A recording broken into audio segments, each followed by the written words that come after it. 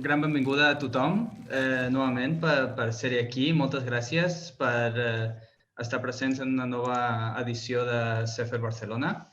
És tot un gran plaer per nosaltres poder comptar amb la vostra presència, tenint en compte la situació en la qual ens trobem i que hem hagut de fer-ho tot online. Esperem que la pròxima edició pugui ser presencial, però estem molt contents de que aquí, a través de les nostres pantalles, podem d'alguna manera compartir la nostra presència. Així que, bueno, jo no diré gaire res, només donar les gràcies, donar-vos les gràcies per venir. Esmentar molt ràpidament, demanar-vos que mantingueu el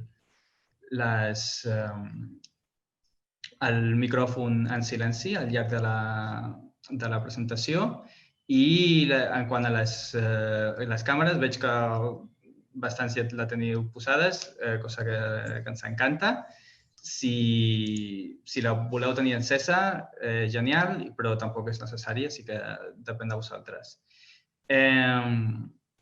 Ho dit, jo en aquesta ocasió no diré gaire i passaré la paraula directament a la Eva Fortes, que serà qui portarà aquesta sessió. Eva és investigadora predoctoral en l'Institut Barcelona d'Estudis Internacionals.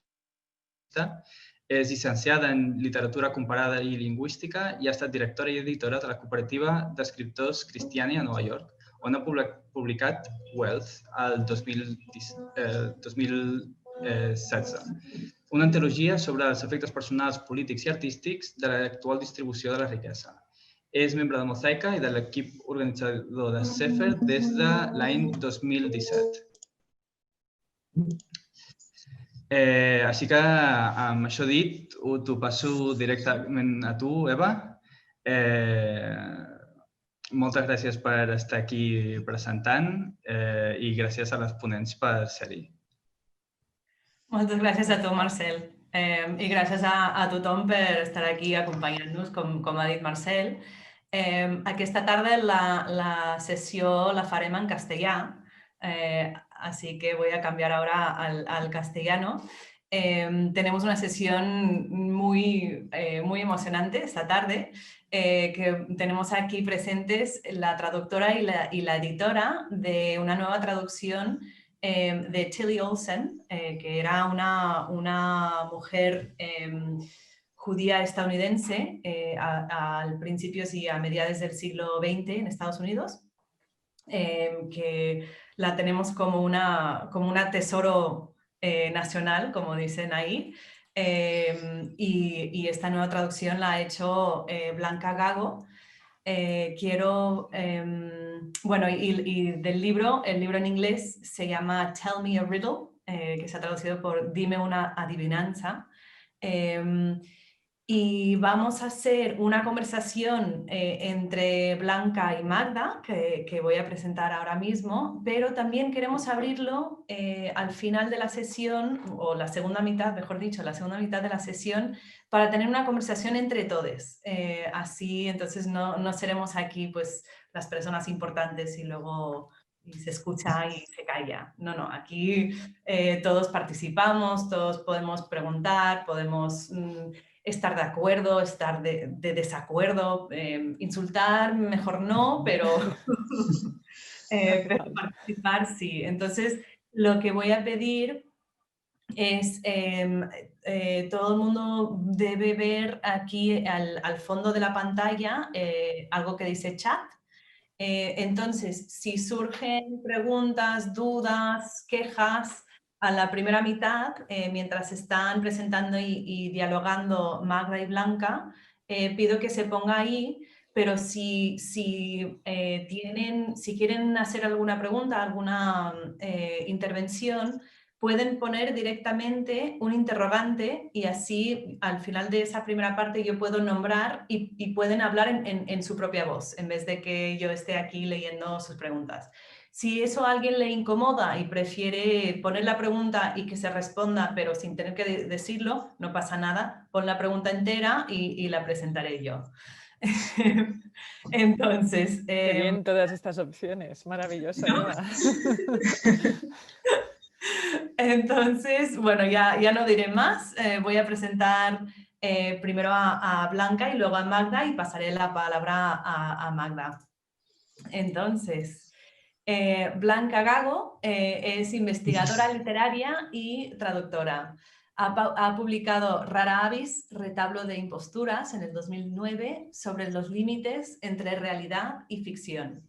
Historias que no se contaron, este año pasado, el 2019, que aborda las relaciones entre literatura y maternidad, y Autoras de culto, también del 2019, una mirada personal sobre la vida y la obra de varias escritoras. Ha traducido a autores como Tilly Olsen, Carolyn LaMarche, Marganita Lasky o también Ursula K. Le Guin. Y también tenemos aquí, y es la traductora, como he dicho. Hola, gracias Eva. Y también tenemos a Magda Anglés, la editora de este libro, licenciada por la Universidad Pompeu Fabra de Barcelona, ferventísima creyente en la duda, me encanta. Nada humano le es extraño y casi todo le interesa. Ha trabajado en el CCCB, la Galería Casa Sin Fin en Madrid y la Fundación Joan Miró. En el 2017 en Barcelona fundó la editorial Las Afueras, junto a Francisco Llorca, una editorial independiente dedicada a la literatura contemporánea, plural y crítica. Y con eso pues paso la palabra ahora a Magda. Muchísimas gracias a Mosaica por invitarnos. Muchísimas gracias, Eva, por tu presentación y acogernos en esta charla, porque creo que es muy importante poder seguir reunirnos, reunirse, hablar, charlar. Vaya, que lo que la pandemia nos obliga a separarnos, pues que la buena literatura lo una.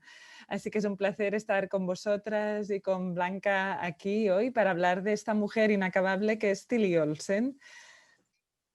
Un poco, para quien no conozca Las Afueras y la autora, nuestra idea con Blanca era presentar brevemente la editorial y entrar ya en materia, porque Tilly Olsen es, como Blanca dice, todo un siglo, tuvo una vida muy longeva y nació en 1917 y murió en 2007, ¿no? 1912 y 2007 murió, así que tenemos Olsen para rato. Las Afueras, que es la editorial que publicó Olsen ahora hace unos meses, pero publicamos Dime una adivinanza, que no se va a ver ahora con este fondo maravilloso, pero bueno, eso... Si lo tengo yo, si quieres. Aquí. Mira, qué bien, gracias, Blanca. Ha tenido, la traducción el libro salió en plena pandemia, justo cuando abrían las librerías después del duro confinamiento que todos vivimos, y tuvo una acogida extraordinaria. Yo creo que en ese sentido, Dime una adivinanza y este éxito que ha tenido entre las lectoras y los lectores demuestra cuán vigente es el discurso de Olsen. Nosotros somos una editorial independiente, pequeña, pero muy convencidos de lo que hacemos. Queremos dar visibilidad a todas esas voces que no han sido escuchadas a lo largo del siglo XX y de lo que llevamos del XXI, ¿no? Hay muchos autores y especialmente autoras que no han podido escribir o dejar oír su voz, y a nosotros nos parece muy importante darles acogida y que lleguen, sus historias lleguen a los lectores. En ese sentido, Olsen ya estaba en el inicio de nuestra historia, aunque aún no la conocíamos. Llegamos a ella a través de Jane Lazar, que es otra autora también de origen judío que publicamos en nuestro tercer título. y que tiene muchos puntos en común con Tilly Olsen. De hecho, Olsen es una referencia para ella, ¿no? Jane Lazar es autora del Nudo materno y de otra novela que va a salir ahora en el primer trimestre de 2021, también traducida por Blanca, que se titula El comunista y la hija del comunista. Nosotros, bueno, Tilly Olsen, eso, leímos, llegamos a través de Jane Lazar y leímos Dime una adivinanza traducida en la versión de Anagrama que había aparecido en los años 80 y vimos enseguida que le hacía falta una traducción que la llevara hasta el presente. Y de ahí que pensáramos en Blanca, que es una traductora maravillosa con mucha sensibilidad y pensamos que era la mejor para poder traducir a esta autora tan magnífica, con un lenguaje poético tan rico, con una jerga tan especial y que Blanca la entendería. Así que Blanca, adelante, ¿cómo fue tu experiencia? Bueno, muchas gracias Magda, gracias Eva y gracias a Mosaica, de verdad me hace mucha ilusión estar aquí hablando de Tilly Olsen y de Dime una adivinanza, que bueno, para mí es un libro muy especial, ¿no? Es un libro que me ha acompañado durante muchos meses y al que todavía vuelvo, ¿no? De vez en cuando. Como decía Magda, es que es una autora inacabable, ¿no? En el sentido de que realmente escribió poco durante su vida y este libro está compuesto por 4 relatos que, bueno, no son muy extensos, pero tienen muchas lecturas, ¿no? Siempre cada relectura es algo nuevo, ¿no? Es una autora muy profunda y bueno, yo he pensado que para aquellos que no la conozcáis tanto, pues voy a hacer una breve introducción, un poco el contexto histórico, su vida en el siglo XX. Que bueno, son 2 cosas que en ella van intrínsecamente unidas, ¿no? Su vida personal y el contexto, ¿no? En el que nació, vivió durante esa larga vida, ¿no? que tuvo. Entonces, bueno, ella nació en 1912 en una granja de Omaha, en Nebraska, Estados Unidos, y era hija de inmigrantes rusos judíos que habían huido de Rusia. Y bueno, ella era una familia muy humilde, pero que desde muy pequeña inculcaron a sus hijos, a Tilly, que era la segunda de varios, pues un amor muy profundo por la cultura, la literatura y unos ideales muy, muy arraigados en una tradición judía muy radical, ¿no? Que aspiraba a la justicia, bueno, justicia económica, justicia racial y justicia de género, ¿no? Entonces, esto Tilly lo aprendió desde muy pequeña, ¿no? Aprendió a luchar por estos ideales, ¿no? Que en aquella época pues estaban muy presentes, ¿no? en la sociedad, ¿no?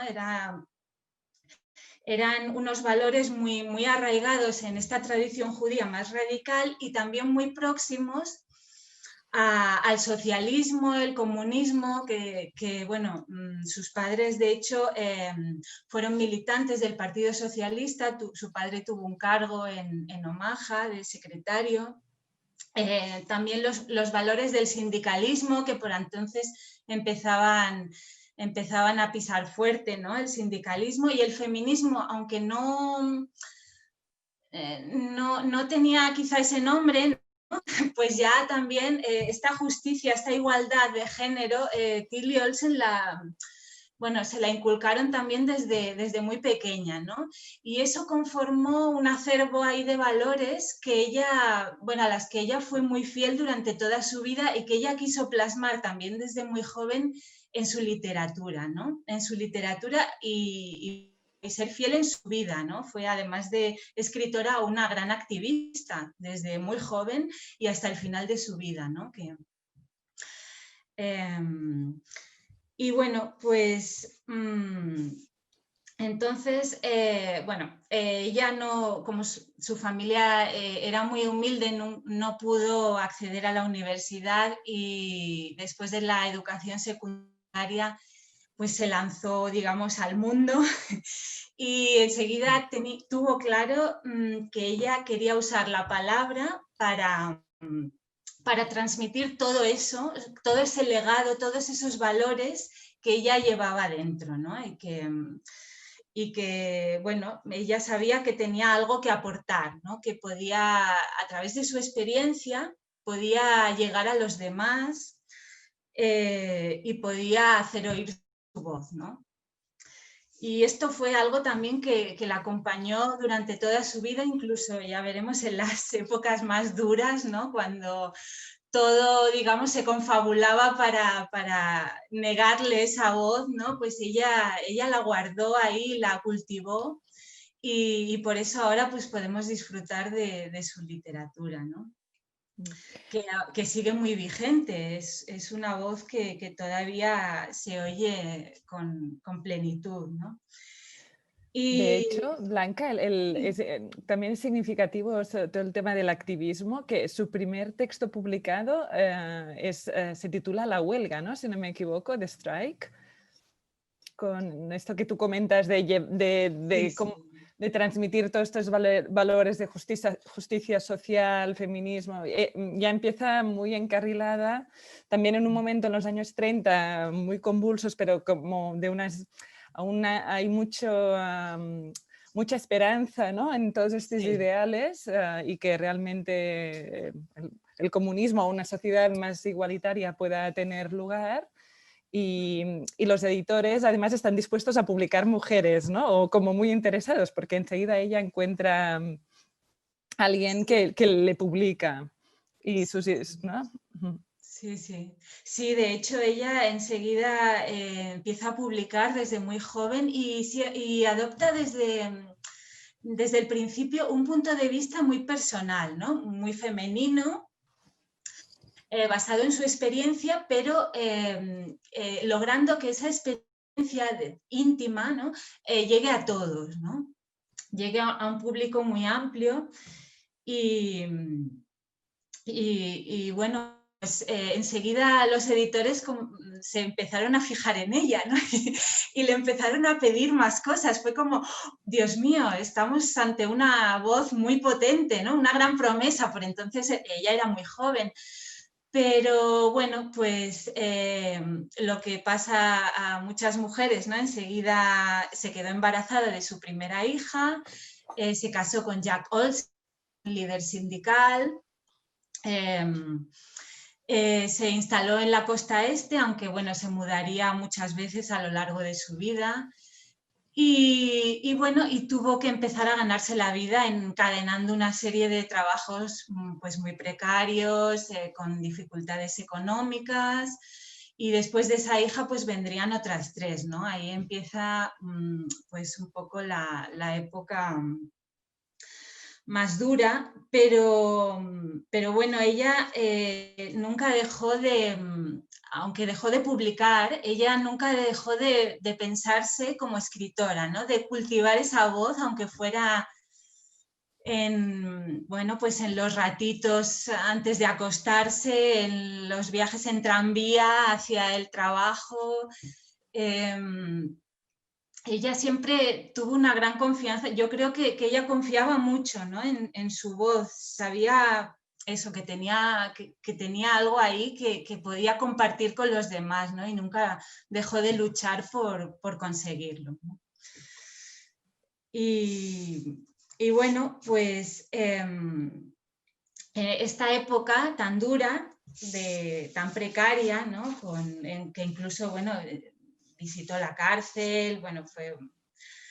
y nunca dejó eso, sí, nunca dejó su activismo, pues esta etapa le sirvió para cultivar los 4 relatos que luego pues conformarían Dime una adivinanza, ¿no? Ella nunca dejaba de tomar notas, de escuchar a los demás, ¿no? Escuchar la jerga, el lenguaje cotidiano y transformarlo en algo poético, ¿no? Imágenes todo aquello que le llamaba la atención, pues lo fue recabando todos esos años para lo que luego daría lugar, ¿no?, a su etapa a su etapa ya de escritora, ¿no?, con todo ese acervo, esa experiencia más íntima.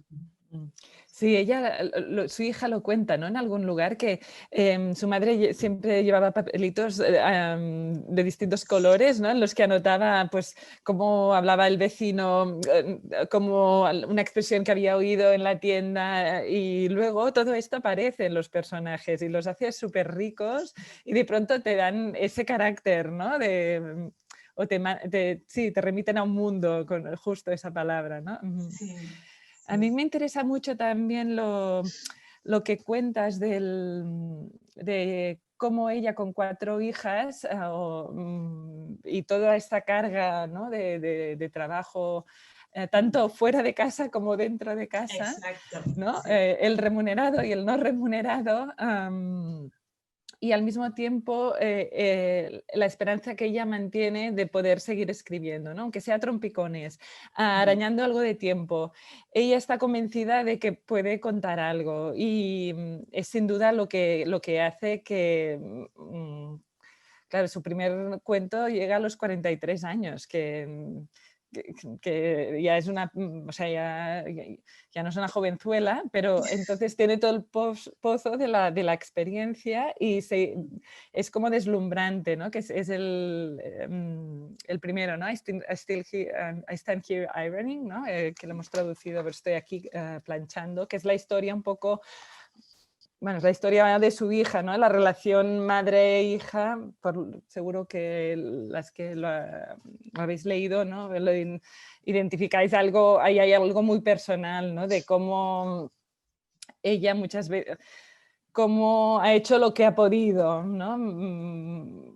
Y quién la está juzgando, ¿no? Esas preguntas que al final lanza a alguien que la está escuchando, que no sabemos si es el maestro o la maestra o incluso el lector, ¿no?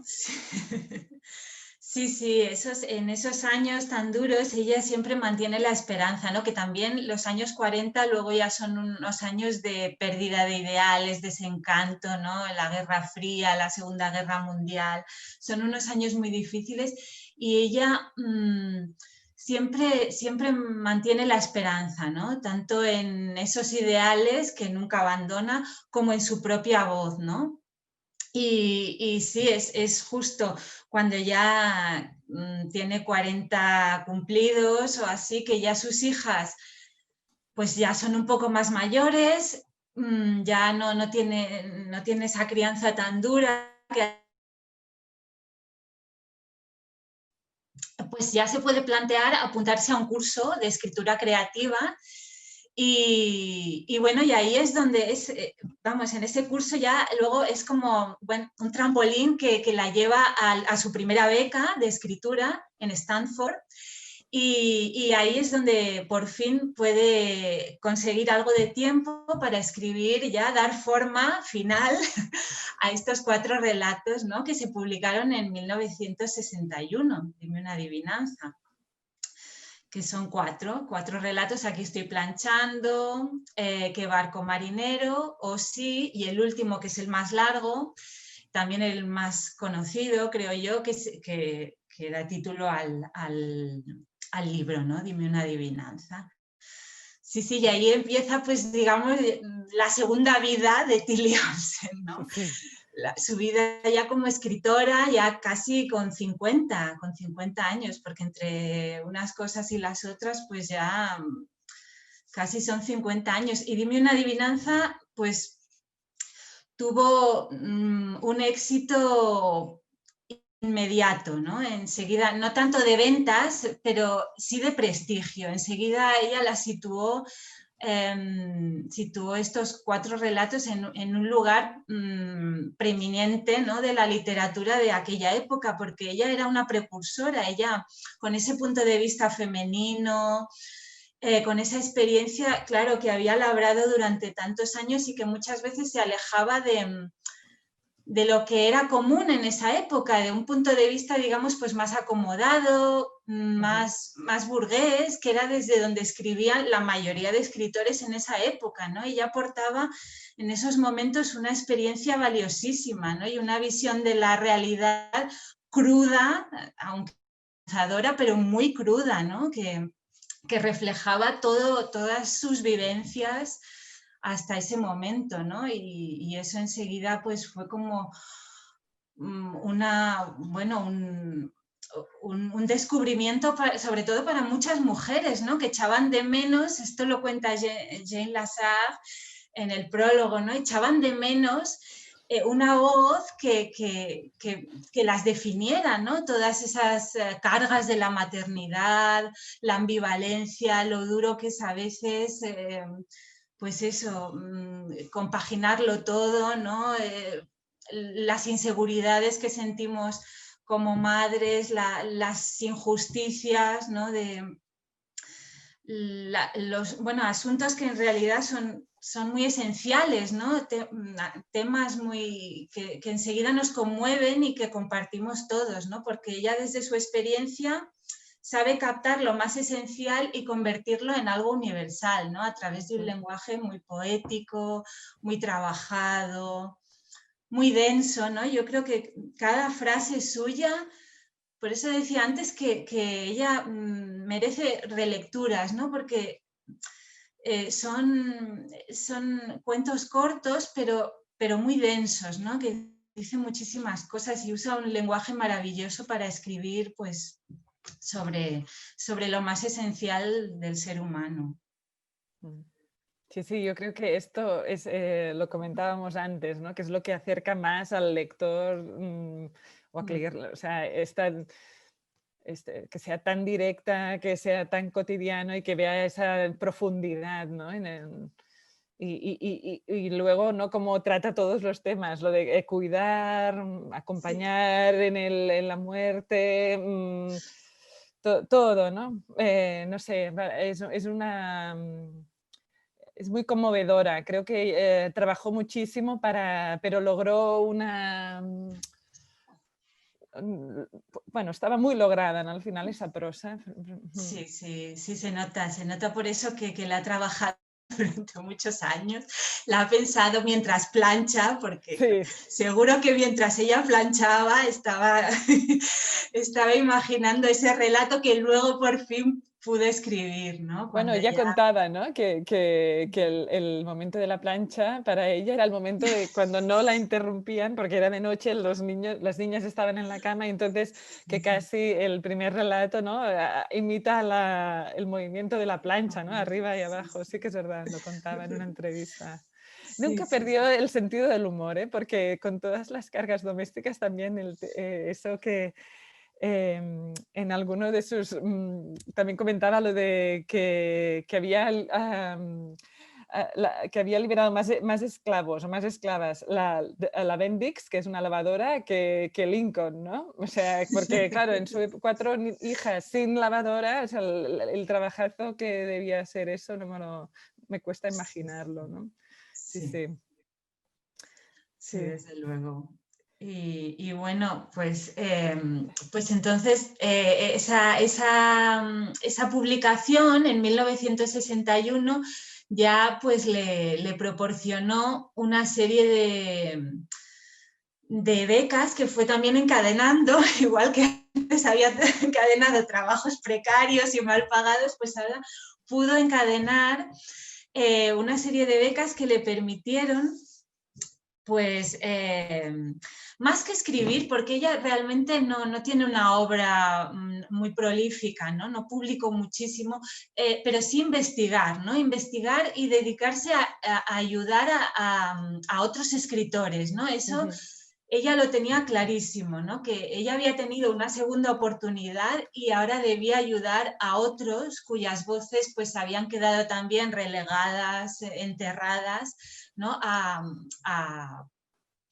hacer que pudieran escucharse, ¿no? Entonces, en 1963 obtiene una beca en el Instituto Radcliffe y empieza una investigación que realmente duraría pues muchos años, sobre esos escritores silenciados, lo que decías tú antes, Magda, ¿no? Que bueno, nunca han disfrutado de unas condiciones materiales adecuadas para hacer oír su voz, ¿no? Y bueno, pues las clases más desfavorecidas, las mujeres que, bueno, con sus cargas de maternidad y trabajo doméstico, los que no habían tenido acceso a una educación formal, ¿no? Todos esos, pues ella, sin ningún tipo de prejuicios, porque ella era una lectora muy libre, a ella lo que le gustaba, lo que le llegaba, pues ya para ella era buena literatura, y el canon y el canon oficial nunca tuvo importancia, ¿no? Para ella. Entonces se dedicó a esa investigación, a esa ayuda, a tender la mano a otros escritores, a alentar otras voces que en esos momentos, pues yo creo que hacía mucha falta, ¿no? En el panorama de Estados Unidos, ¿no? Que estaba un poco constreñido. Esto era todavía los años 60, ¿no? Antes de la segunda ola del feminismo, el auge de los movimientos civiles. Y en este caso, pues siguió siendo una precursora, ¿no? Como había sido en los años 30, cuando empezó a escribir, ¿no? Y entonces, bueno, pues eso la llevaría a escribir, a publicar finalmente unos años después, en el 78, el ensayo Silences, que precisamente trata sobre la necesidad de recuperar a estos escritores. Y bueno, y este ensayo pues cambió el canon universitario estadounidense, ¿no? Que hasta ahora dedicaba muy poco tiempo a las mujeres escritoras, a las literaturas menores, como la afroamericana, por ejemplo, ¿no? Casi no estaban contempladas en el canon. Y ella eso lo cambió gracias a su trabajo y a su ensayo, ¿no? Y luego también fue una de las fundadoras de The Feminist Press, ¿no? O sea, Silences le llevó a querer rescatar autoras y luego se pasó a editar, ¿no? O sea, que hizo todos los papeles de escribir, editar, sí, publicar. Y era una gran profesora. De hecho, gracias a la beca que recibe cuando tiene 50 años en el Instituto Radcliffe, puede dejar los trabajos mal pagados, ¿no? y dedicarse únicamente a escribir, ¿no? Esa segunda vida a la que accede gracias a la beca, sobre todo ella, ¿no? Está muy impresionada con toda la biblioteca, los recursos materiales, la oficina, y cómo a partir de allí, ¿no? Quiere distanciarse un poco de su familia, que aún se lleva a sus hijas, ¿no? Es muy bonito cuando cuentan cómo dejan San Francisco y se van en furgoneta, ¿no? Cruzando todo Estados Unidos hasta Boston. Y claro, incluso, bueno, y llegan allí, se instalan y ella pues ya empieza sus clases en la universidad. Sí. Y bueno, pues esto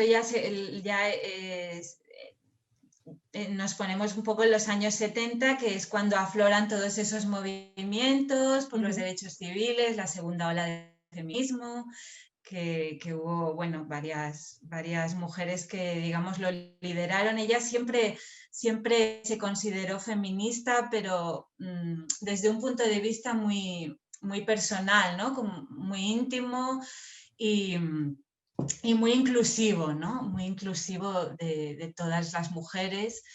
Y bueno, pues hasta luego pudo también en los 70 pudo publicar una novela, su gran novela obrera, ¿no? que había empezado en los años 30, Yonondio from the 30s.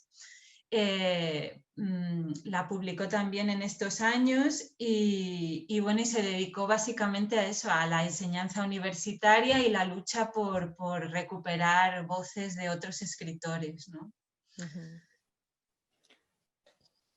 Y luego bueno, también muchas como tendió la mano a las escritoras como Jane Lazar, con la que fue amiga, ¿no? Sí. Alice Munro también, o Margaret Atwood, reconocen en ella una influencia y un referente moral, ¿no? Casi, además de una influencia literaria, lo cual engrandece el personaje casi en la distancia.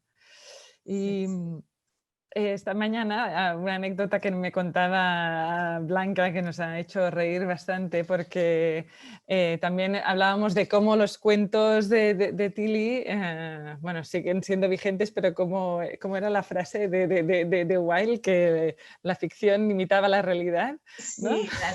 Sí, no, la realidad imita a la ficción. Perdón, Sí, al sí. revés, exacto.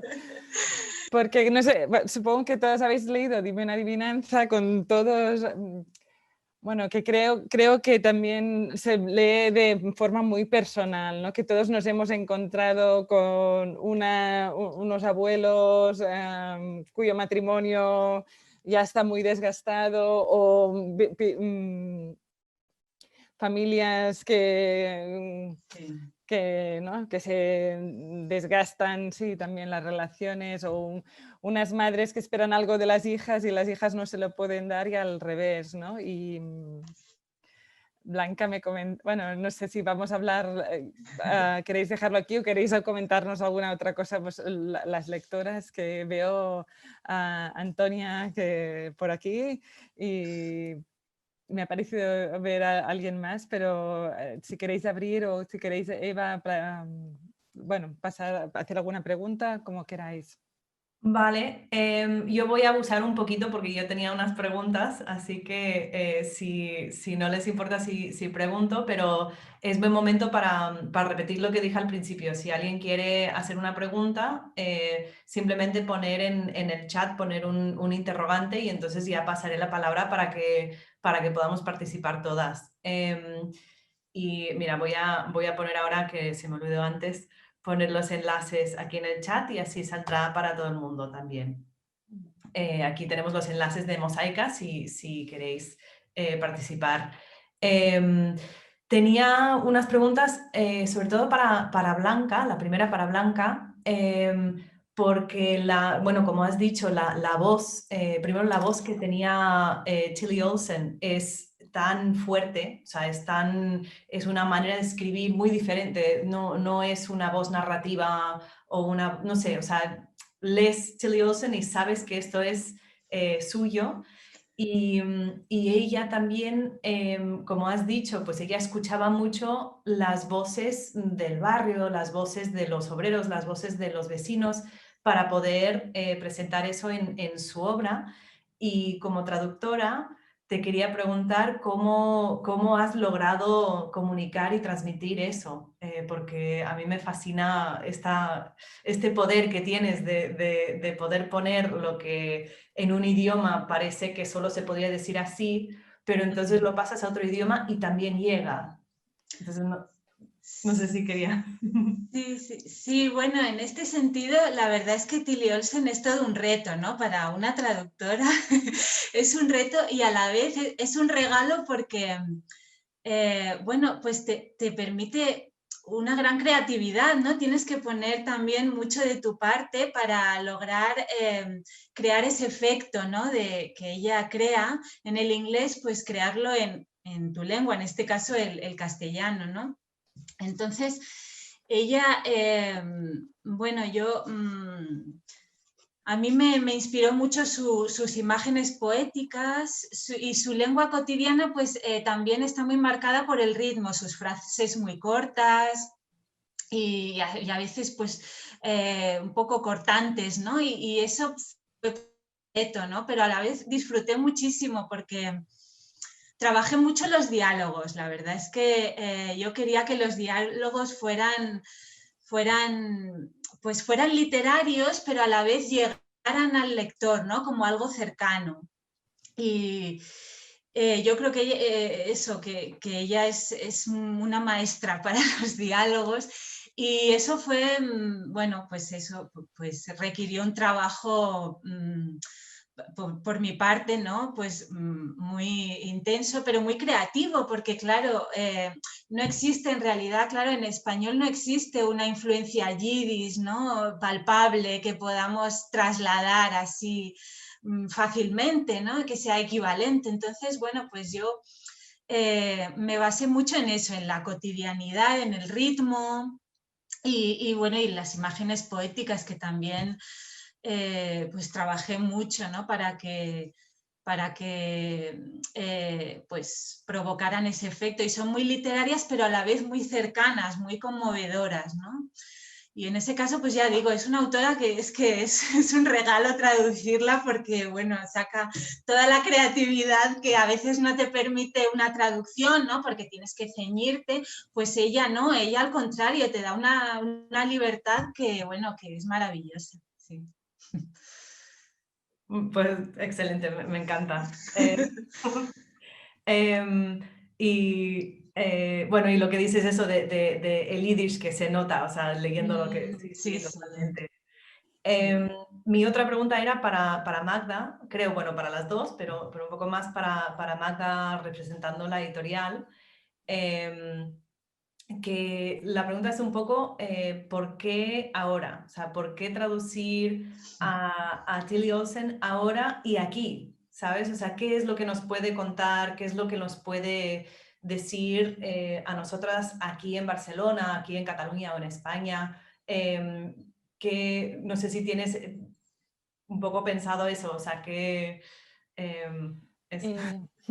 Yo creo que es para mostrar que hay una tradición, que ha habido mujeres antes que nosotras que han pasado por esta experiencia ambivalente de la maternidad, que han querido escribir y no podían porque no tenían los recursos, pero tenían esperanza de poder hacerlo.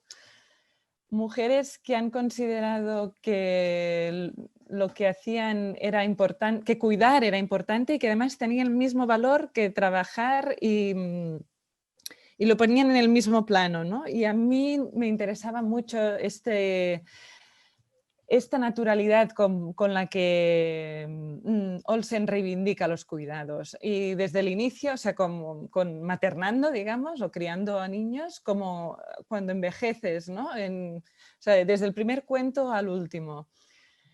Y además nosotros corregimos las últimas pruebas con el confinamiento más estricto y claro, mucha gente en ese momento no podía acompañar a sus seres más queridos en los últimos momentos de su vida, ¿no? Había mucho aislamiento, mucha soledad, ¿no? En todos. Y para mí era por eso que era tan vigente la obra de Olsen, porque apelaba a la fraternidad, reivindicaba el cuidado y el amor entre las personas, ¿no? Que, sin idealizarlo, con sus momentos más oscuros, pero lo defendía, ¿no? Y pensé que era un buen retrato de lo que somos los seres humanos, las personas, y que por eso en estos momentos aún nos interpelaba. Pues muchas gracias. Ahora ya me pasaré un poco y abriré para los demás y las demás que quieran comentar, que quieran hacer alguna pregunta, algún comentario. He visto en el chat había una duda sobre la autora, entonces la he escrito ahí y bueno, y obviamente decir que tenemos ahora una traducción hecha por Blanca y publicada por Magda a través de la editorial Las Afueras. No sé si quieren decir dónde se puede comprar para las que están interesadas en leerlo. Claro. Lo podemos En poner cualquier librería, en vuestra librería de confianza la podéis encontrar. Nos distribuimos en todo el Estado español y acaba de salir ahora en Argentina. También distribuimos en Latinoamérica. No sé si hay alguien desde allí escuchándonos, pero acá sí, la hemos impreso allí directamente. Perfecto. Entonces esto lo voy a escribir. A ver, no sé si Antonia, no sé si tú querías decir algo. ¿Se me escucha? Sí, Sí. perfectamente. Vale. Bueno, yo tengo que decir que con este libro tuve como un enamoramiento instantáneo. Y tal fue que lo leí y fui, en cuanto acabé, a mi librera, a Cecilia de Librería de la Plata, a insistir a que lo leyera ella para que lo pudiera recomendar, porque me pareció extraordinario. Y mis preferidos, por ejemplo, son el primero y el último de los cuentos. El primero en particular a mí me recordó a Elizabeth Strout, que es una autora que a mí me gusta mucho. No sé si tiene algo en común, pero fue como algo que yo asocié, ¿no? Por ejemplo, me llamo Lucy Barton, a este tipo de relaciones conflictivas, de poca comunicación, pero de amor, ¿no? Y el último empecé leyéndolo pensando que era exclusivamente pues, un desencanto de relación de pareja que con los años se desgasta. Lo estoy diciendo de memoria porque lo leí en cuanto salió y ha pasado un tiempo. Pero al final vi que había una herida muy profunda de una persona, ¿no? que es, como diría yo, como desarraigada, ¿no? Y que luego ya fue como evolucionando la lectura y ya pensé que la herida en realidad estaba ahí y no solo en el presente de la relación, sino que había algo del pasado que afectaba todo. Y ese cuento, bueno, es que me pareció extraordinario, acabé llorando con ese cuento directamente. Y bueno, realmente yo lo recomiendo muchísimo porque me ha sorprendido mucho la autora. Yo no la conocía, no la había ido nunca y ha sido un flechazo total. O sea que bueno, yo doy las gracias a Magda porque la he descubierto porque la habéis publicado, si no, sería desconocida todavía para mí. Qué bien, Antonia, muchísimas gracias. A ti. Es realmente un cuento que rompe el corazón, ¿no? Lo decía Alice Munro y lo decimos nosotras también. Porque el tema del desarraigo, creo que, bueno, el libro está dedicado, todo el conjunto de relatos, pero ese cuento especialmente está dedicado a su madre. Y Blanca nos lo podrá contar mejor, pero su madre es una figura, un referente para Olsen, tanto por todo lo que le enseñó de la vida como los referentes literarios que ella tenía, ¿no? Que era una gran tolstoyana. ¿Me equivoco, Blanca? Sí, sí, era una mujer, bueno, autodidacta como ella, que fue en realidad la que le infundió ese valor por la cultura, esos ideales, ¿no? Esa capacidad de cuestionarse la realidad, ir un poco más allá de las apariencias y llegar un poco a lo profundo, ¿no? A las capas más profundas que dice Jane Lazar también en el prólogo, ¿no? Tilly Olsen llega hasta nuestras capas más profundas, hasta el meollo, y por eso yo creo que nos conmueve tanto. Yo también, Antonia, lloré mucho cuando la traduje. Mira que me lo había leído, pero es que es un relato muy emocionante, sí, que habla del desarraigo en un sentido muy profundo, ¿no? No solo porque Eva, la protagonista, sea inmigrante, se encuentre sola, se encuentre ya, bueno, pues ya una anciana, ¿no? En esa época tener 69 años ya es como, bueno, el final de tu vida, sino algo un poco más profundo, y al final se acaba aferrando a sus ideales y a su infancia, ¿no? Antes de morir, ella recuerda las canciones de su aldea rusa, recuerda los ideales de juventud que le dieron fuerza y vuelve a todo eso, ¿no? Que es al final lo que queda en nosotros, ¿no? Lo que llevamos dentro. Y yo creo que por eso, bueno, pues eso, todos podemos sentirnos identificados, ¿no? Con la protagonista, ¿no? de este cuento, de cómo va pasando la vida y nosotros pues nos mantenemos un poco ahí en nuestra infancia y nos sentimos un poco desarraigados, estemos donde estemos, ¿no?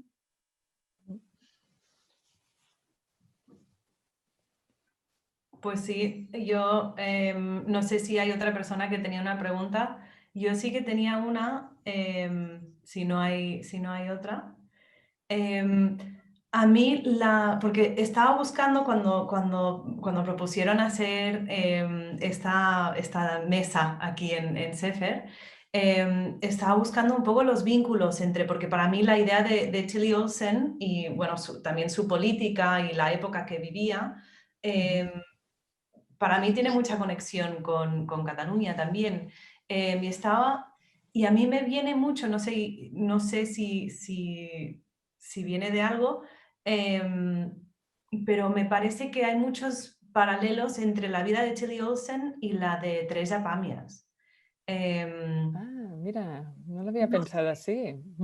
Pero, a ver, Teresa Pamias era mucho más activa y viajaba internacionalmente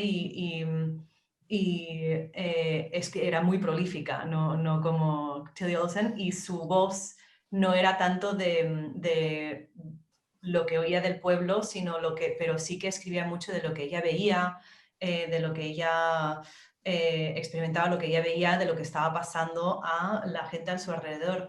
Y no sé, bueno, es algo que no lo he pensado mucho, pero ahora escuchando y pensándolo sí que me gustaría buscar un poco si hay estos paralelos. No sé cómo lo verían ustedes Blanca, yo no conozco, yo no conozco tanto la obra de Teresa Pamias, desgraciadamente. He leído a su hijo, pero ella es una asignatura pendiente. Te la Pero sí que, recomiendo. sí, Sí, pero escribe más, no escribe ficción, o si escribe ficción no lo he leído tanto, no he leído, obviamente no he leído toda su obra, pero algunas cosas, y es muy autobiográfico lo que escribe, y ella vivió pues la historia de Cataluña un poco, la guerra civil y todo lo que pasó después. Yo creo que, corrígeme si me equivoco, pero yo intuyo que también debe haber esa tensión que tiene Tilly Olsen entre la vida íntima, ¿no? y la vida colectiva, y la necesidad de todas las personas de tener, bueno, que las dos estén equilibradas y que lo personal es político, ¿no? Esta frase que ella ya llevaba de serie, ¿no? Antes de que se establecieran los 70, pues seguramente Teresa Pamias también lo vivía así, ¿no? Y creo que ha sido, por eso mencionaba eso del legado, ¿no? De que Tilly Olsen nos interesa porque ha habido, o sea, en los 70 ya se habla de, o sea, hay la segunda ola del feminismo, pero ya había una previa. Sí. Lo que quiero decir es que muchas veces pensamos, porque la historia, bueno, los circuitos literarios insisten en invisibilizar este legado. ¿No? Somos mujeres que leemos, ¿no? Antonia lo ha dicho ahora, leemos de todo, estamos relativamente informadas, pero Tilly Olsen no la conocíamos. ¿Cómo es posible? ¿No? Y es porque son como el Guadiana, que desaparecen y entonces pensamos que no ha habido mujeres antes. Y esto pienso que nos resta fuerza a veces, o nos resta autoestima, porque parece que seamos otra vez seamos las primeras, y no es verdad. Hay muchas mujeres antes que nosotras, pero que hay que rescatar, digamos. Sí, un poco el trabajo que hizo ella, ¿no? De silences, de buscar estas voces para rellenarlo. Exacto. Aquí sí que tenemos unas preguntas en el chat. Primero de Cintia Gabay. Cintia, ¿lo quieres decir tú o prefieres que lo diga yo en voz alta? Vale, ¿quieres que lo diga yo? Vale, pues Cintia aquí nos pregunta ¿con qué otras escritoras tuvo relación Olsen? Si salió de los Estados Unidos y estableció contacto con intelectuales fuera. Blanca, quizás tú sabrías... Sí, bueno, a la primera cuestión, ¿con qué escritora se relacionó? Y escritores. Bueno, ella sobre todo empezó a formar comunidad así con otras mujeres escritoras ya en su segunda vida, digamos, ¿no?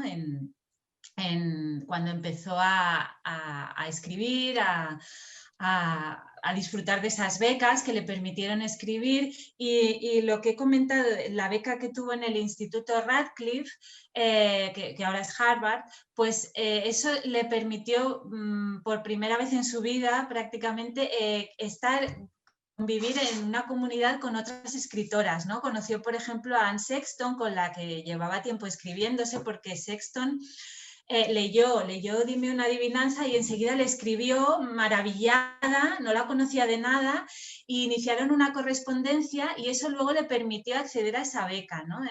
En cierto sentido, Sexton la ayudó a descubrir ese instituto que tenía un programa novedoso y contemporáneo, bueno, y como un poco revolucionario en aquella época, ¿no? Para mujeres. Y ahí formó una comunidad que realmente mantuvo un poco durante toda su vida, ¿no? Ella era una persona muy abierta, le gustaba mucho hablar, no solo con escritores, sino con el público. Eso lo cuenta su hija en el epílogo, ¿no? Que cuando daba una conferencia o cualquier clase, pues le gustaba muchísimo hablar con la gente, hablar con sus estudiantes, hablar con el público que venía a verla, y siempre animaba a mucha gente, ¿no? a contar su historia. Pues cuéntalo, ¿no? Todo el mundo debe hacer oír su voz, ¿no? Todos llevamos historias dentro que merecen ser escuchadas, ¿no? Y luego lo de respecto al aspecto de viajar, creo que sí, que incluso viajó, no sé si a China, he leído, creo que viajó a Europa, pero no, o sea, no fue una escritora que saliera mucho de los Estados Unidos. Sí que viajó ocasionalmente, pero no tuvo una vida así de, bueno, esa segunda vida viajó más por los Estados Unidos, eso sí, estuvo en la costa este, luego oeste, luego este, en realidad estuvo en muchas universidades, pero no salió mucho de Estados Unidos. Tenemos otra pregunta de Silvia Planas. Silvia, ¿lo quieres decir tú o prefieres que lo diga yo en voz alta? No tienes vídeo, entonces, vale, lo digo yo. Pues pregunta esto sobre Teresa Pàmies, però Teresa Pàmies va tenir una vida política molt intensa i tenia fins i tot poder política públicament i força. Creieu que Tillie Olsen també? O sea, está preguntando que si Tillie Olsen también tenía el poder político como tenía Teresa Pàmies, que yo había mencionado. Quizás yo puedo contestar un poquito.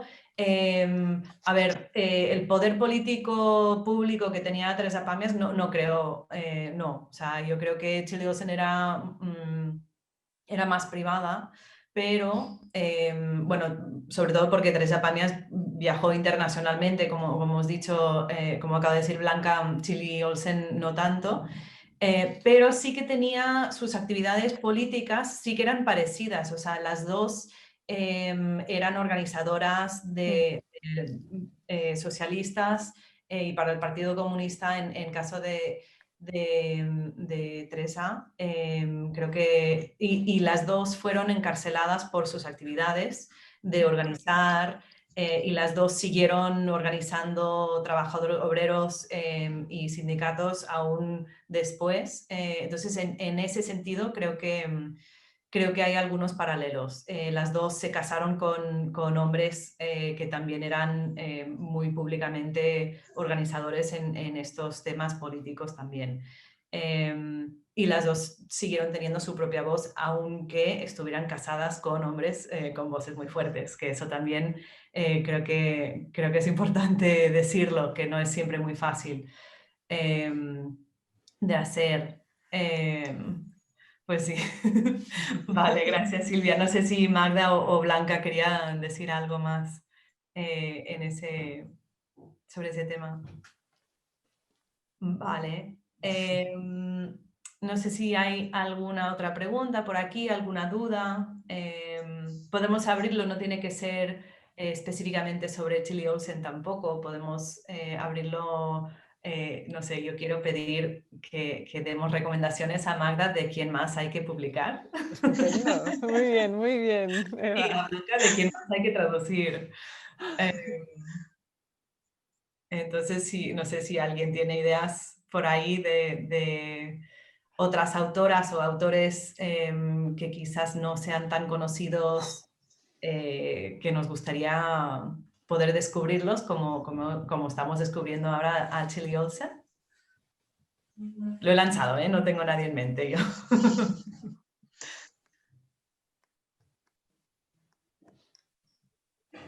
Pues parece que será algo que tenemos que ir pensando todas, ¿no? Bueno, pues voy a mirar mis notas a ver si tenía otra que no se ha dicho ya. Creo que ya... no, las preguntas, las que no había dicho, pues otras han preguntado. Pues entonces quiero darles muchas gracias otra vez a Magda, a Blanca y también a todas las que han venido y los que han venido a participar en la sesión de hoy. Ha sido, no sé, todo un... Ah, mira, aquí. Leo otra pregunta. Sí, otra pregunta. Sí, de Mercé Carrillo. Mercé, ¿querías decirlo tú en voz alta? Me da igual, ¿no? Como nadie dice nada, no sé, me sabe mal. No, yo hago clubs de lectura y hago uno en la Biblioteca Francisca Bonmesón, especializada en escritoras. Sí. Y bueno, me ha encantado la charla. Pensaba que para animar a la lectura era maravillosa, ¿eh? Bueno, todas las explicaciones. Y iba pensando, bueno, todo este relato de todo lo que tiene que ver con las mujeres, que siempre se silencia, ¿no? Que nunca se le da demasiada importancia, pero que acaban apareciendo. De una manera o de otra se terminan conociendo. Y entonces, con unas biografías muy distintas, pensaba en Lucía Berlín, que ahora es, bueno, ahora no, hace unos años parecía que fuera, ¿no?, el gran descubrimiento y todo lo que contaba. Y después que no, siempre pienso que es muy difícil cuando aparece una escritora, se la rescata, ¿no?, toda la parte familiar, personal, que tiene mucho peso, que no sé, mezclada con la literatura, con lo más académico. No lo digo porque se tenga que separar, pero que muchas veces los lectores pues centran mucho su punto de vista en este tema. Y me ha gustado cómo lo explicabais, porque las dos, bueno, si se puede dividir, pero todo es importante, ¿no? Siempre. Pero parece que con las mujeres siempre se tiene que hablar si tuvo hijas, si no tuvo, que en este caso es importantísimo, no digo que no.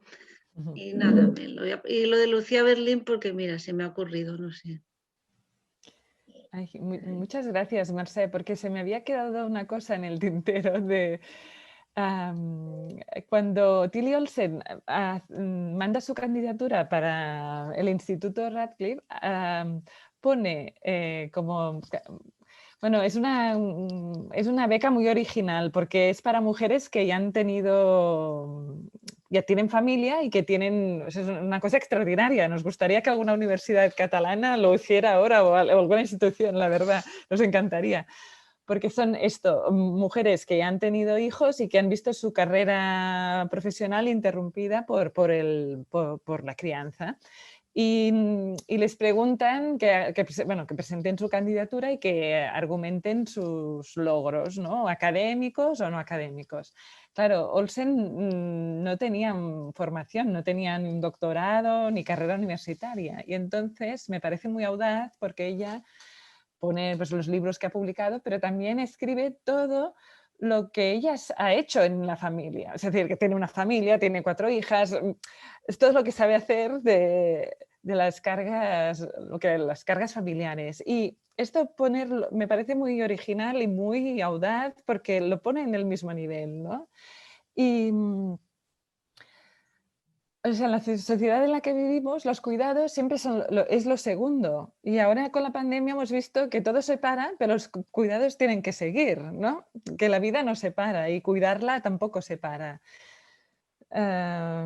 Y por eso me parece que que ella es tan, bueno, tan inteligente, ¿no? Y de presentarlo así y la terminan cogiendo, pero, ¿no? Y le dan la beca. Y creo que deberíamos tomar nota, ¿no? Y poder reivindicar de la misma manera en situación de igualdad los cuidados y nuestro trabajo profesional. Porque uno va sin la otra, ¿no? Dime. Pensaba en el otro extremo, para no poner este ejemplo, el caso de Shirley Jackson, ¿no? Que la autora de ese cuento tan famoso, La lotería, que después tiene Sempre hem viscut al mateix castell, yo lo tengo en catalán, ¿no? Que no sé si habéis visto su foto, era una mujer con 4 hijos allí en una casa con su marido, bueno. Y justamente la imagen que daba de vida familiar no tenía nada que ver con lo que después escribe, ¿no? Que es básicamente género de terror. Y siempre pienso que es interesante reivindicar todo esto que dices, que tant de bo, ¿no? En catalán, tant de bo. Sí, tan de bo, tan de bo. Pero también reivindicar esta observación desde lo cotidiano, del horror, de lo que sea. En el caso de Shirley Jackson está clarísimo, ¿no? Tiene algún relato que es de lo más cotidiano, es lo que puedes encontrar que te da más miedo. Y bueno, también me parecía que podía ser. Ya está. Y muchas gracias, sé que me ha gustado mucho y lo voy a leer porque no conozco a esta autora. Y de verdad, yo que me dedico a hacer clubs de lectura, cada vez que aparece una escritora que es buena y se traduce, tenemos todos la misma sensación de que cómo es posible que no hubiera. Bueno, claro, si lees en inglés sí, pero que si no, no. Y bueno, que muchas gracias. Y una última pregunta, que no, bueno, no digo nada, que hay más preguntas aquí. No, sí, adelante, y entonces habrá tiempo. Vale, no, es que ha habido un momento que he tenido problemas que no acaba de escuchar, pero nada, una pregunta. Que igual lo habéis dicho, pero el peso de la religión en su obra, del judaísmo. No es una pregunta así que espero una respuesta general, que debe ser muy difícil, sino en algún detalle o alguna cosa en concreto. Yo diría, bueno, lo primero que me viene a mí en mente es la manera de hablar, leerlo, sobre todo, bueno, y sí que comentó Blanca que hay mucho yiddish en el lenguaje que tiene en inglés, y eso sí, yo lo leí en inglés y sí que suena bueno, o sea, oyes las voces de los inmigrantes judíos de primera generación que ponen el verbo al final y que cambian algunas cosas y eso. Entonces, y Blanca decía eso de traducir esa música. Que yo sepa, era una persona judía, muy culturalmente judía, pero no muy religiosa. Corrígeme si sabes, Blanca o Magda, pero yo creo que... creo que era una persona judía con los valores que venía de su familia, pero más bien laica. Bueno, no creo que sea un pero. Una judía laica, creo que era. Sí, yo estoy de acuerdo contigo, Eva. Yo creo que ella tenía muy arraigados esos valores que procedían de esa tradición judía, muy radical, ¿no? De la igualdad, de la justicia, de la lucha por una sociedad pues, igualitaria, pero luego a lo largo de su vida los mantuvo, pero luego, digamos, lo que es los rituales y toda la práctica, ¿no? Pues eso creo que para ella pues, no era tan importante. Pues sí. Tenemos algunos comentarios por aquí. Muchas felicitaciones, muchas gracias de Silvia y Cintia y Ana. También veo una pregunta o un comentario de Clara, que Clara, no sé si lo querías decir tú. No, vale, lo leo yo. Que dice que está recordando a Ursula Le Guin, Ursula K. Le Guin, es que no sé cómo decirla, bueno, celebrando el haber ganado un premio después de fregar los platos y acostar a los niños, que es precisamente lo que decía Magda de los cuidados y el lugar de importancia que les da Tilly Olsen. Creo que también había una pregunta de Golda. Golda, si quieres. Sí. ¿Se me oye? Sí, no se te ve, pero sí que se te oye. Vale, ahí espera. ¿Ahora? Ahí estás.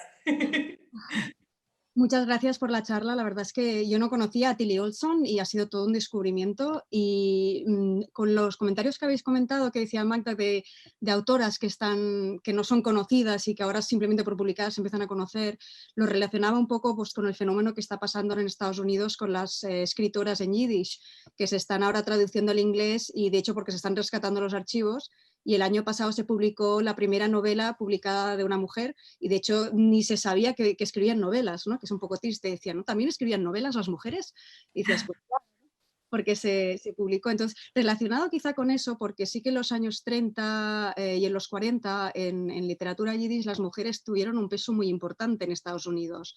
Y no sé, como habéis estado hablando, yo como digo, no lo he leído aún, la verdad es que mañana mismo voy a ir a comprar el libro, porque me han venido muchas ganas, pero que hablabais de esa influencia en yiddish, no sé si no solo era porque la tenía como herencia, como lengua materna, o porque también había tenido, como digo, como había mucho peso y mucha influencias, ¿no? De mujeres en esa época de escritoras yiddish. No sé si si sabéis que tuvo alguna influencia de esas escritoras o...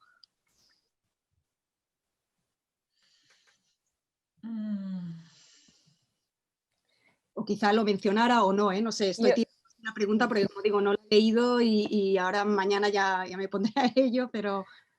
Yo a nivel familiar sí que era, ¿no? Básicamente su madre hablaba yiddish, pero ella yo creo que ya, o sea, el inglés era su lengua, no era la lengua, sí, la lengua que había aprendido, literaria, ¿no?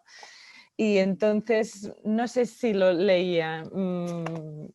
Sé que sus referentes, o sea, un poco lo que decía Blanca, ¿no? Que leía desde James Baldwin a Emily Dickinson, o sea, le gustaba leer de todo, pero no recuerdo una autora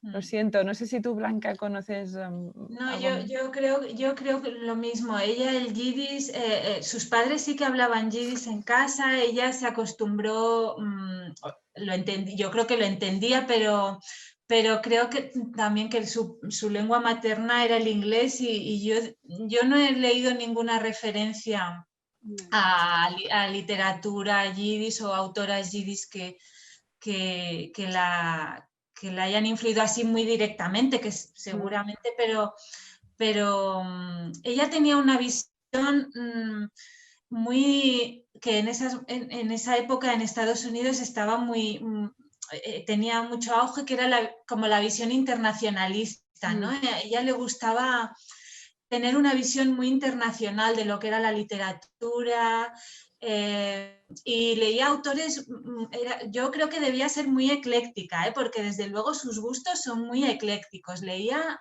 de todo, de todas las épocas, guiándose simplemente por eso, por el efecto que le producía, ¿no? Entonces seguramente, y sobre en esta investigación que hizo de tantos años en las bibliotecas ya, a partir de Radcliffe, seguro que encontró autoras, ¿no? que le interpelaron, pero no tuvo ninguna así de cabecera, digamos, como una influencia remarcable, creo. Bueno, muchas gracias por esta maravillosa introducción. Yo creo, si puedo decir, Golda, me parece que tú tendrías que investigar ese lado.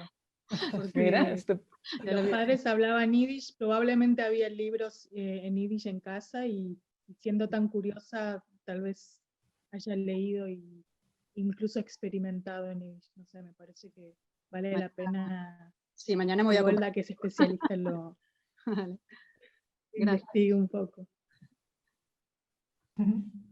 Pues sí, sería interesante encontrarlo. Veo que Antonia tiene otro comentario. Antonia, ¿quieres contarnos? Yo, vale. Dice Antonia que está pensando en Natalia Ginsburg, de origen judío, compromiso político y compatibilizar escritura y cuidado de hijos. y sentirse escritoras por encima de todo con convencimiento. Yo personalmente confieso que no conozco la obra de Natalia Ginzburg, pero quizás Magda sería una candidata para publicar. Nos encantaría, pero Lumen ha publicado sus obras y nosotros tenemos justo un prólogo de ella, pero no, mira, Antonia, no había pensado en las dos como pareja de baile y es verdad, es que claro que sí, aunque Ginzburg fue mucho más prolífica que Tilly Olsen. Tilly Olsen es selecta, poca y selecta, ¿no? Sí, sí, sí, pero muy, muy bien traído. Son mujeres extraordinarias. Silvia, veo que Silvia Planas también está de acuerdo, ¿ves? Sí, yo creo que la diferencia que veo entre Ginzburg y Olsen es un poco el origen social, porque Ginzburg es verdad que su padre creo que era catedrático universitario, sí. O sea, procede de otro medio, ella tuvo acceso a la cultura de una manera pues más fácil, ¿no? No fue en este sentido tan autodidacta y tan... Tilly Olsen yo creo que se sintió muy sola, sobre todo en esos 20 años de silencio, ¿no? En el sentido que anhelaba el contacto con otros escritores, ¿no? De eso escribía mucho a Sexton, ¿no? Que necesitaba ese contacto. Y Ginzburg, yo creo que desde joven siempre estuvo más rodeada de artistas, de gente que pues un poco de sus mismos intereses y otros escritores, fue muy amiga de Pavese. Y esa es la diferencia. Su marido ya era intelectual, ¿no? Quiero decir, sí, exacto. Ambos. Fue una intelectual, ¿no? Como antes, ¿no? En el sentido de antes. Y eso, pero sí que es verdad que hay paralelismos que a mí tampoco se me habían ocurrido porque...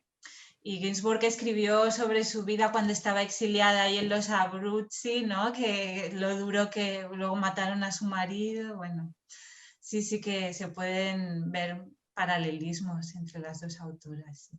Sí, también está ese cuento en Las pequeñas virtudes que ella dice, ¿no? Que porque Ginzburg tuvo 5 hijos, pero creo que al final sobrevivieron 3, algo así, también un poco traumático, pero que solo estaba haciendo papillas y pensaba que nunca más volvería a escribir ni a leer, ¿no? Que esos momentos de desesperación que con Olsen seguro que los compartían. Sí. Seguro. Sí. Y lo que ha apuntado alguien antes, ahí no sé quién era, de Marcé, creo que era Marcé, el paralelismo con Lucia Berlin. Yo también cuando leía a Olsen por primera vez, es verdad que me recordó un poco a Berlin, precisamente porque Berlin también tuvo muchos trabajos y bueno, escribir para ella fue muy difícil y lo consiguió, ¿no? Esa confianza en tu voz, esa perseverancia, ¿no? Contra viento y marea, por muy dura que sea tu vida, pues continuar ahí escribiendo. Yo eso sí que las veo a las dos, ¿no? Y esa experiencia que luego plasman en su literatura las dos, ¿no? Que a veces es muy dura. Yo creo que Berlin es más dura que Olsen, ¿no? Es con el alcoholismo, son relatos muy duros y que están bastante cerca una de otra, ¿no? ¿Puedo decir algo? Sí, por favor. Estaba pensando que cuando un escritor, un hombre, dice que ha hecho muchos trabajos, distintos oficios, siempre parece que es más interesante, ¿no? Como escritores así que han vivido, Hemingway, y bueno, que sería como el prototipo. Y en cambio la mujer, que hemos tenido un espacio mucho más limitado, porque tampoco nos han dejado escoger, yo también pensaba, bueno, claro, le das de cenar a tus hijos, tendrían que preguntarte si te apetece o no, ¿no? Que está muy bien, pero que nadie le pregunta si le apetece o no. Y en cambio todo este espacio que nosotras hemos tenido, claro, se tiene que reivindicar y la literatura demuestra que ya se ha reivindicado, pero de la mejor manera posible, ¿no? Que es literariamente. No como reivindicación y no es la palabra, sino que todo esto ya es literatura. Claro, nuestra mirada se ha convertido en literatura, porque estamos aquí desde el inicio de los tiempos, ¿no? Y entonces cuando se recuperan esas escritoras, se recupera también esta manera de mirar, que no es menos porque hable de los hijos, de la casa, la cocina, o solo, yo qué sé, de Silvia Plath. La gente se acuerda que le dejó un vaso de leche a los niños tal y la gente sabe esto, pero no saben la magnífica obra poética que escribió, ¿no? Y bueno, que pensaba esto, ¿no? La dicotomía. En muchos escritores siempre es como un añadido, ¿no? De su experiencia, ha hecho muchos trabajos, muchos oficios y parece que las mujeres esto sea menos. Y con estas escritoras pues se va demostrando, bueno, literariamente, claro, ya está, es hacer literatura de lo que ves y es el genio, ¿no? del escritor. Ya está. Pues sí. Totalmente de acuerdo, Marce. Sí, sí. Bueno, estamos llegando aquí al tope de tiempo, así que si hay una pregunta más sí que cabría, pero creo que hemos llegado un poco a un punto natural. Quería agradecer otra vez muchísimas gracias a Blanca y a Magda por esta presentación, esta conversación tan interesante y iluminante sobre Tillie Olsen, que vemos ha sido una introducción, una presentación excelente para que todas vayan a conocerla y a leerla. Y también quería agradecer a todos ustedes que están aquí con nosotros de participantes. O sea, esta conversación, no sé, he tenido un momento que he sentido que estábamos todas en una misma aula hablando, ¿sabes? Casi que notaba el café en la mano, casi. Entonces espero poder hacerlo pronto en persona. Bueno, agradezco muchísimo este tiempo con nosotros. También quiero recordar que todavía no acaba el Festival de Sefer, estamos aquí un poco al punto medio. Mañana también tenemos sesión. Ojo que la sesión de mañana en vez de a las 6 será a las 5. Porque, bueno, para respetar el Shabbat para los que observan Shabbat y para poder estar todos juntos. Y la sesión que lo tenía en mente y de repente ya se me ha ido. A ver, lo voy a buscar, perdón. La sesión de mañana a las 5 es Historia de mi Palomar y otros relatos.